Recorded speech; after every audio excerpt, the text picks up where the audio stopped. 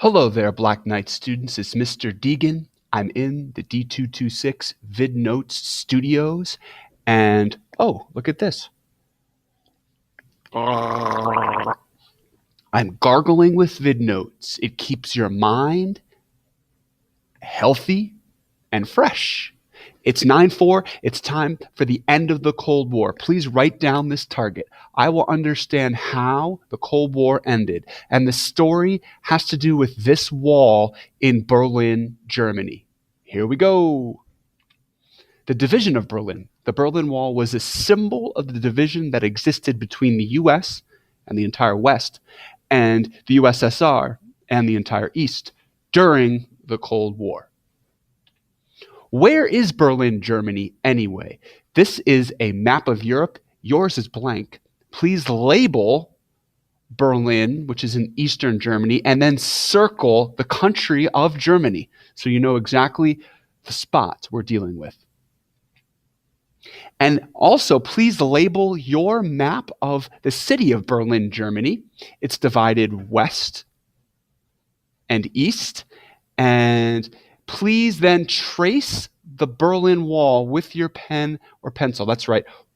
Trace so that you have this line. It completely surrounds West Berlin. And it was 96 miles long, this Berlin Wall that surrounds West Berlin. Now, more on the wall. The Berlin Wall was built in 1961 by the Soviet Union. Here's a picture of it being built. Why? To keep East Berlin citizens from escaping to West Berlin, which was a democracy and a better place to live for most people.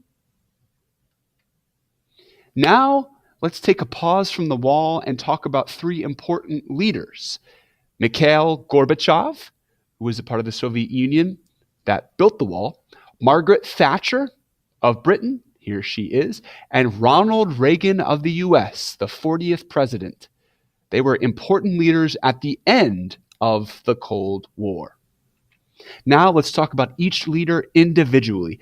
Mikail Gorbachev, there he is. Gorbachev was the last president of the USSR before it collapsed. He was seen as less of a dictator than past Soviet leaders like Vladimir Lenin and Joseph Stalin. In fact, this Time magazine cover says Gorbachev turns his back on Lenin. He's starting over with the Soviet Union. Gorbachev introduced two major reforms, which are policy changes. Glasnost, which is Russian for openness, and perestroika, which is Russian for restructuring. We're going to be talking about glasnost and perestroika, and both of these ideas are in this painting. Glasnost, definition. Glasnost created more freedom of speech in the Soviet Union and less government secrecy. A protester in the Soviet Union might say, free speech is a civil right. Come on, leaders, stop it. Perestroika, definition. Perestroika restructured the Soviet economy so it had more capitalism and more private property and less government control of businesses. Perestroika's slogan might be, enjoy capitalism. Next, we have Margaret Thatcher. There she is. She's number one. Why? Thatcher was the first female prime minister of Britain. She had a close relationship with US leaders. Here she is laughing with President Reagan. And she agreed with US foreign policy in the 1980s. Margaret Thatcher believed in a British economy that fully supported capitalism. She believed in free trade and less government regulation of business, lower taxes. In other words, she said, British government, you need to become less of a control freak. Margaret Thatcher asserted, which means to defend, Britain's military power. How? She sent British troops to Argentina to punish Argentina for invading the Falkland Islands. Here are those islands off the coast of South America. And she wanted this British colony to be freed.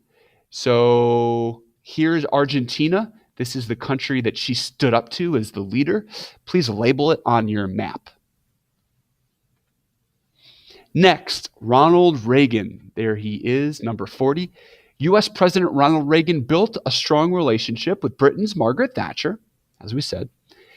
He called the Soviet Union the, quote, evil empire in public, but then negotiated with Gorbachev in private. And that's a pretty clever political move. He calls the evil empire, but then talks with the man in charge of that evil empire. How did the Berlin Wall fall? Let's go back to this famous wall. On November 9th, 1989, East Germans started going into West Berlin and West Germany. Here they are on top of the wall. They start to go over to the other side to meet with family members they haven't seen in a while and to go to the side that was more free. Freedom, says the Time magazine cover on that day. How did the wall fall? Well, also on October 3rd, 1990, East and West Germany were officially reunited. They became one once again. And this is a newspaper headline. The Berlin Wall tumbles, and it's the beginning of the end for communism in the Cold War. How did the Soviet Union end? How did it become no more? It's no longer called the Soviet Union. Today it's called Russia. In November 1991, 11 of the Soviet Union's satellite countries announced they were becoming independent nations. So all of these countries that bordered the Soviet Union, that had been controlled by the Soviet Union, were no longer controlled by the Soviet Union. They had more freedom. How did the Soviet Union end? The Soviet leader Gorbachev resigns on December 25th, 1991, Christmas. And he says, goodbye, Soviet Union. No longer. Goodbye. See ya. And I say, see ya, to this 9-4 VidNotes. Almost. First, think of one research question. This is worth 2 points. And then write that down. And when you're done with the research question, you are done with 9-4. This is Mr. Deegan. Until next time, drink your mouthwash. Yummy.